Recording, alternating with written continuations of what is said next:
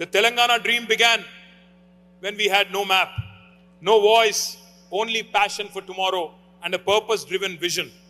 When the world was silent, our streets spoke. When the future looked far, we marched into our destiny. From self-rule to self-respect to self-reliance, we are writing the next chapter. Every irrigation project, every IT hub, every new school, these are not statistics. These are signatures of a dream coming true, dream coming alive, and you're all part of it. We made it all together. To the Telanganites in America, you're not distant, you're essential to the growth of Telangana.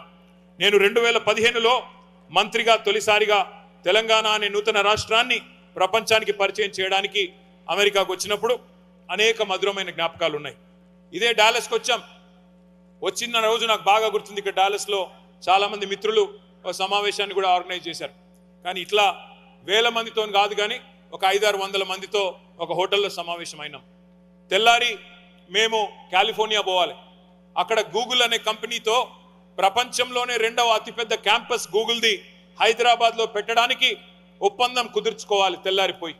కానీ అనుకోకుండా ఆ రోజు డాలస్లో సరిగ్గా 10 ఏళ్ల కిందట మే నెలలో ఆ రోజు ఒక ఫ్లడ్ వచ్చింది. సైక్లోన్ మన తుఫాన్ వాతావరణం వచ్చింది. మొత్తానికి ఫ్లాష్ ఫ్లడ్స్ వచ్చినాయి. ఫోన్లన్నీ అలర్ట్లతో, రెడ్ అలర్ట్స్తో మారుమోగిపోతూ ఉన్నాయి. ఏం చేయాలనో తెలియదు. సాయంత్రం ఫ్లైట్ పట్టుకోవాలా, మరి ఫ్లైట్లన్నీ కూడా గ్రౌండ్ అయిపోయినాయి. ఆ రోజు ఇక్కడ ఉండే ఎన్ఆర్ఐ మిత్రులు డాలస్లో మాకు ఒక మినీ బస్ అరేంజ్ చేసినారు.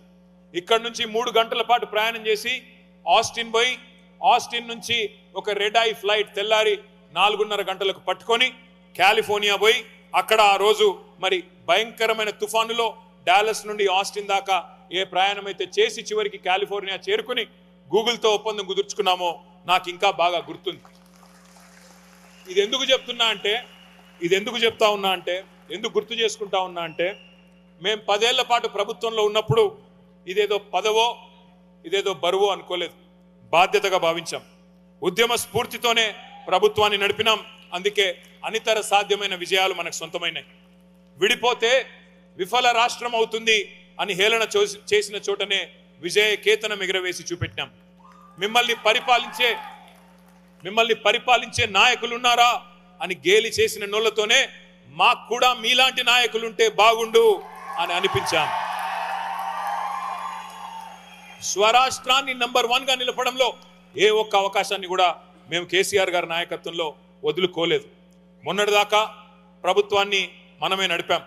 సరే, ఎన్నికలన్న తర్వాత కొన్ని డైనమిక్స్ ఉంటాయి, కూడికలు తీసివేతలు ఉంటాయి.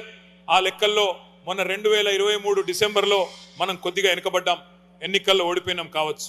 కానీ తెలంగాణను ప్రేమించడంలో మాత్రం వెనుకంజ ఎన్నడూ వెయ్యలేదు, వెయ్యబోము. పొజిషన్లో ఉన్నా ఆపోజిషన్లో ఉన్నా మాకు ఖచ్చితంగా తెలంగాణనే ఫస్ట్, ఇండియానే ఫస్ట్ తప్ప ఇంకోటి కానే కాదు. అందుకే మళ్ళీ చెప్తున్నా, ఇవాళ మేము గవర్నమెంట్లో లేకపోవచ్చు, ఆపోజిషన్లో ఉండవచ్చు, కానీ ఎన్ఆర్ఐ మిత్రులందరినీ కోరుతా ఉన్నా, అక్కడ ఉన్నది మన తెలంగాణనే.